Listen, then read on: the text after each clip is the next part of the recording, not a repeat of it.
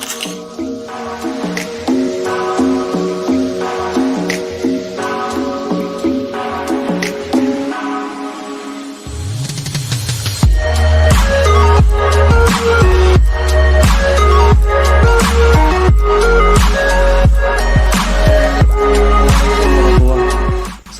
warahmatullahi wabarakatuh. Berjumpa lagi di Letsa Petani. Saat ini dengan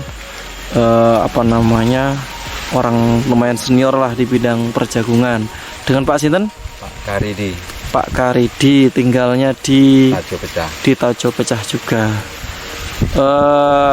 Sebagai pembina petani jagung, Pak ya? Iya. Di Kabupaten Tanah Laut atau di luar juga, Pak? Di Kabupaten Tanah Laut aja, cuman di wilayah Kecamatan Batu Ampar. Oke, bisa kenalkan Pak tentang Bapak nih. Silahkan, waktunya 10 menit. Ya, saya sebagai pembina petani mulai tahun 2010 saya mempunyai anggota sekitar 70 orang yang saya bina. Setelah itu pembinaan ini seandainya nanti jagung itu sudah dipanen, sudah saya yang menjualkan ke pabrik, ke kompet gitu. Dan untuk pemodalan, masalah pemodalan ini sebagian 50% sampai 60% lah dari kami yang menyediakan pemodalan seperti pupuk kandang, pupuk kimia, urea ponska, obat-obatan, racun dan benih. Masalah pupuk kimia sebenarnya untuk sampai tahun ini 2020 saya anggap itu ya masih aman, masih bisa petaninya itu ya sedikit ada kekurangan kan, biasa aja itu. Tapi untuk tahun 2021 ini didengar-dengar untuk pupuk urea ponska yang disubsidi oleh pemerintah itu informasinya satu orang itu cuma dicatat 2 hektar per musim, tapi ini belum dilaksanakan. Masalah bantuan bibit jagung dari pemerintah untuk tahun 2020, tanam 2020 memang nggak ada, tapi sebelumnya itu memang selalu ada gitu. Bu, sudah berapa lama Pak di nanganin jagung? Kalau saya mulai tahun 2004 sudah mencoba nanam sendiri, 2004. Tapi setelah itu 2008 sudah mulai belajar ikut membina petani. Tapi yang istilahnya itu saya tuh punya bisa mengirim sendiri ke pabrik, ke kompet itu tahun 2010. Berarti awalnya dari kisah sukses Pak ya? Awal-awalnya ya kita nanam sendiri ya, nanam 1-2 hektar gitu awal-awalnya untuk belajar. Setelah itu ikut-ikutan teman, suruh mencarikan jagung sama teman gitu. Akhir-akhirnya bisa membina sendiri dan bisa mengirim sendiri gitu. Punya SPK sendiri untuk kirim ke pabrik mulai tahun 2010 sampai saat ini. Yang dibina berapa cakupannya Pak? Berapa petani dan berapa hektar gitu? Sekitar 70 petani dan kurang lebihnya 400 hektar. 400 hektar. Ya. Untuk sukanya dulu Pak, selama berapa tahun tuh jadi pembina petani? Ya. Petani jagung untuk terutamanya. Kalau untuk sukanya ya kalau petaninya berhasil, otomatis saya yang sebagai pembina ikut berhasil juga. Itu sukanya. Tapi di samping itu mungkin ya enggak suka, terus kan ada dukanya juga. Tapi kalau saya ingat-ingat itu ya mulai tahun 2010 sampai tahun 2020 2014 ya, 2014 kalau nggak salah. 2014 itu pengiriman jagung sangat dibatasi karena kemampuan pabrik yang belum begitu besar. Tapi mulai tahun 2015 saya pengiriman jagung sudah bisa mengirim minimal 4 truk 40 ton minimal. Maksimumnya bisa juga sampai 6 sampai 7 truk. Berarti itu satu truknya itu sekitar 10 ton. Jadi sewaktu mulai tahun 2010 sampai tahun 2014 itu pengiriman, saya ulang tadi, pengiriman agak minim, dibatasi. Satu hari waktu musim panen ini cuman satu mobil satu hari. Sedangkan petani kalau panen itu serentak, jadi banyak jagung yang tidak bisa terkirim sehingga jagungnya rusak gitu. Tapi kalau mulai tahun 2014 ke atas ini alhamdulillah sudah normal gitu. Dukanya Pak? Dukanya saya dalam berapa 10 tahun ini yang paling parah sekali gitulah tahun 2014 rasanya itu kalau nggak salah ya, 2014 karena jagungnya nggak bisa terkirim, sehingga bisa terkirim tapi terbatas sekali, sehingga banyak yang rusak, sehingga sulit untuk memasarkan. Dukanya lagi kalau petaninya banyak rugi, nggak berhasil, permodalan ini jadi mandek di situ, mau diminta secara kasar gitulah ya, nggak sampai hati juga lah, itu dukanya. Jadi sehingga ini permodalan ya sebagian aja, sebagian kecil ya banyak yang masih ngendap di petani gitu. Kemudian itu tingkat kerugiannya sampai berapa Pak waktu itu, waktu duka yang 2014 itu? Itu saya sampai 200-an juta lah itu rasanya, itu Hilang begitu aja? enggak, sebagian memang kembali sedikit demi sedikit, tapi sampai saat ini mungkin kalau 100 juta masih ada itu, tapi ya gimana ya, saya anggap sudah terlalu lama gitulah. Petaninya juga sebagian aja, tapi ya ini enggak semua, sebagian itu ada. Kalau 100-an juta mungkin dikumpulkan gitu mungkin ada. Kemudian kisah paling sukses tahun berapa? Paling sukses mulai tahun 2015 sampai sekarang ini lancar pengiriman ya, setiap tahun dapat hasil gitu aja. Tapi tahun ini tadi, tahun 2019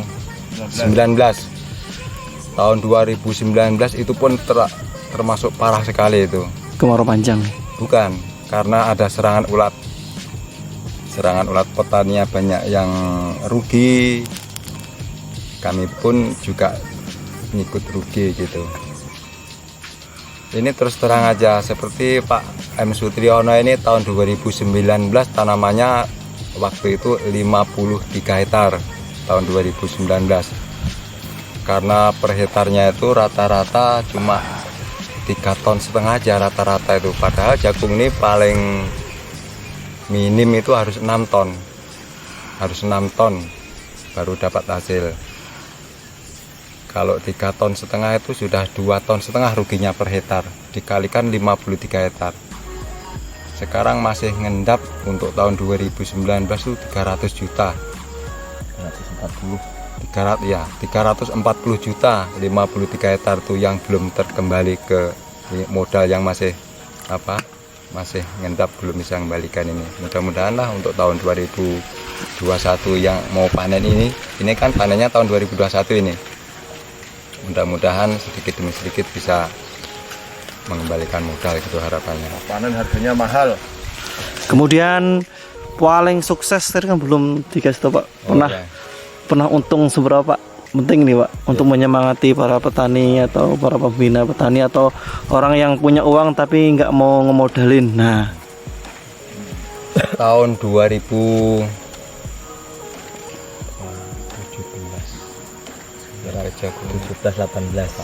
tahun 2017 kalau nggak salah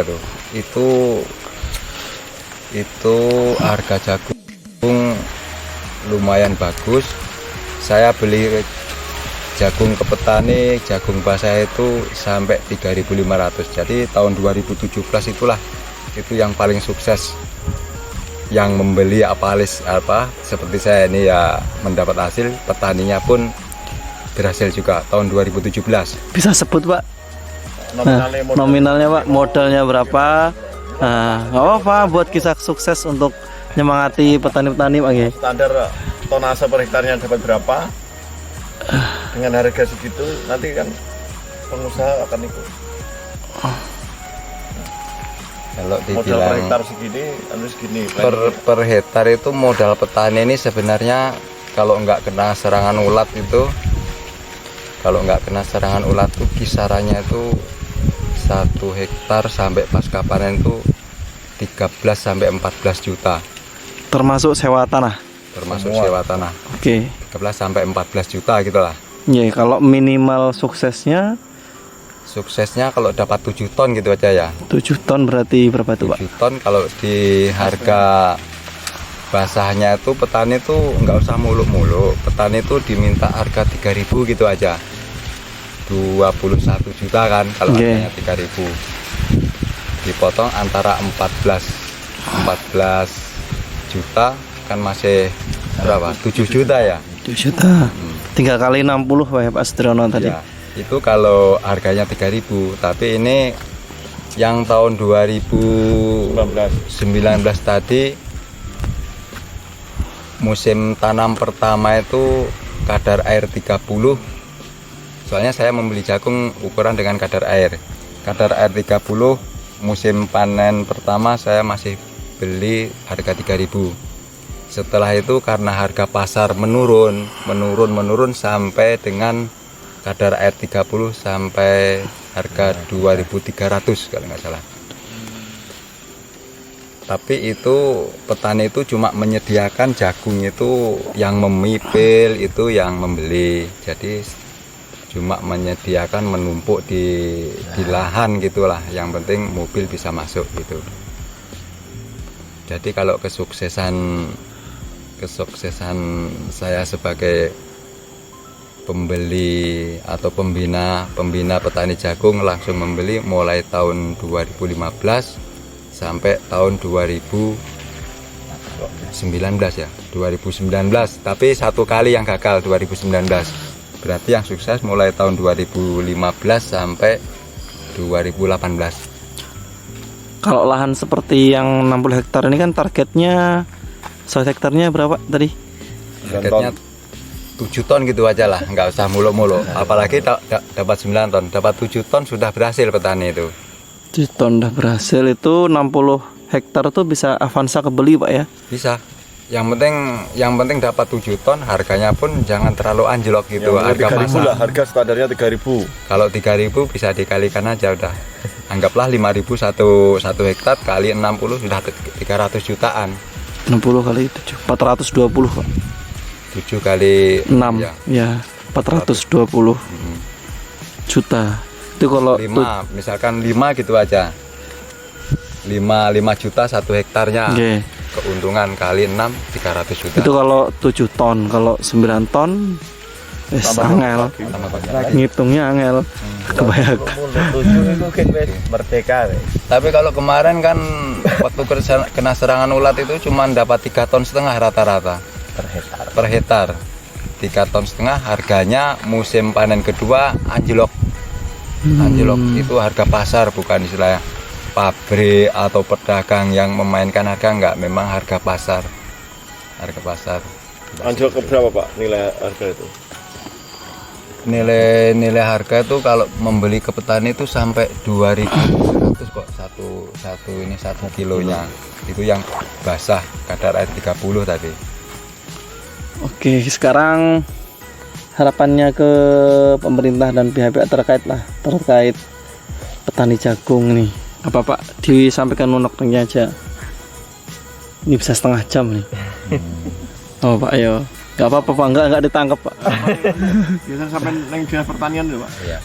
Informasi aja kan Tanah Laut itu kan secara kabupaten dia nomor 1 se-Indonesia produsen jagungnya. Kalau secara provinsi masih kalah dengan Nusa Tenggara Barat. Tapi kalau ukurannya kabupaten, Tanah Laut memang nomor 1. Makanya di Kabupaten Tanah Laut itu sampai ada 2 perusahaan ya. 2. Nggih, Konfit sama Samsung. nah, apa? Samsung. Ya. CG tapi ya Samsung gitu. Apa harapannya Pak? Harapan saya sama pemerintah, sebenarnya pemerintah ini banyak sekali sudah membantu ini para petani ini, banyak sekali sebenarnya. Tapi namanya petani mungkin ya masih kurang gitu aja. Terutama benih jagung itu sebenarnya dari pemerintah itu setiap tahun selalu ada. Tapi untuk tahun 2020 ini tidak seluruhnya dapat bantuan benih jagung. Seperti Kecamatan Batu Ampar di kelompok kami pun nggak dapat, tapi wilayah Kecamatan Prehari dapat kemarin itu saya dengar. Soalnya dibelikan masker Pak tahun ini. Oh mungkin karena pandemi. Pemerintah ini agak lumayan besar juga untuk bantuan ke petani. Seperti perontok jagung kemarin itu setiap kelompok itu dapat untuk tahun berapa gitu, tapi tidak maksimal, perontoknya itu kecil gitu, nggak bisa bisa dipakai tapi ya nggak maksimal gitulah perontok jagung. Kalau seperti dryer ini sebagian pun dapat juga. Dryer itu pengering Pak ya? Pengering ya. Pengering jagung itu dapat juga. Seperti kelompok saya ini pun dapat kemarin, bukan saya tuh menekan pemerintah, dapat aja pemerintah itu. Tapi ya kalau untuk bantuan pupuk kimia untuk jagung memang sebenarnya sangat perlu, tapi mungkin yang sudah disubsidi itu kan, ini kan disubsidi oleh pemerintah ini. Banyak sekali pemerintah membantu karena disubsidi ini. Kalau disubsidi kan harga urea itu harga headnya cuma 90.000 itu. Bisa lebih 90.000 itu sampai tempat karena kan ada biaya itu, biaya angkut, biaya transportasi gitu. Jadi unek-unek petani ini kalau bisa ya benih jagung setiap tahun ya selalu ada, itu pun harus kelasnya itu yang bagus gitulah, benih unggul gitu. Sama ini kelihatannya ini kalau jagung sudah umur 40 hari rata-rata kena mati batang. Itu dikarenakan apa gitu kan, nanti minta tolong sama pemerintah sama pihak PPL itu ya harus turun ke lapangan untuk melihat kelemahannya di mana gitu. Pesannya Pak ke para petani Pak, untuk menyemangati petani. Ya, kalau untuk menyemangati petani, saya itu selalu menyemangati terus. Kita semangat untuk tanam jagung, karena tanam jagung ini sekarang nih walaupun luasnya seberapa aja, jagungnya seberapa aja ada, pembuangannya kan mudah gitu. Jadi tetap semangat petani tetap semangat. Kalau petani nggak semangat, mungkin untuk tahun ini sudah di atas 50% yang nggak nanam. Masalahnya baru kena serangan ulat tahun 2019 kemarin. Jadi ini tetap semangat, saya ngajak ke petani tetap semangat untuk tanam jagung karena masa depan tanam jagung ini bagus sekali. Oke. Gitu. Yang jelas kita punya penghasilan, menjualnya itu mudah karena ada pabriknya gitu. Kemudian ini musim panen perkiraan bulan apa? Pertengahan Februari Februari. Persiapan di Bapak sudah siap semuanya? sudah siap, mau panen, pasca panen sudah siap, mulai buka lahan sampai persediaan seluruhnya kan sudah saya persiapkan lah sampai pasca panen, sudah matang untuk menyiapkan. Bapak kan pembina dan sekaligus pemodal ya. Kalau misalnya ada petani yang berminat gitu, yang kerjasama terbuka saja Pak atau gimana? Terbuka, saya selalu terbuka. Tinggal datang ke rumah di desa Bajo Pecah nggih. Iya, Nggih. Cari atas nama Bapak Kadidi. Oke, terima kasih Pak. Semoga bermanfaat untuk para petani di seluruh Indonesia. Wassalamualaikum warahmatullahi wabarakatuh. Salam lensa petani.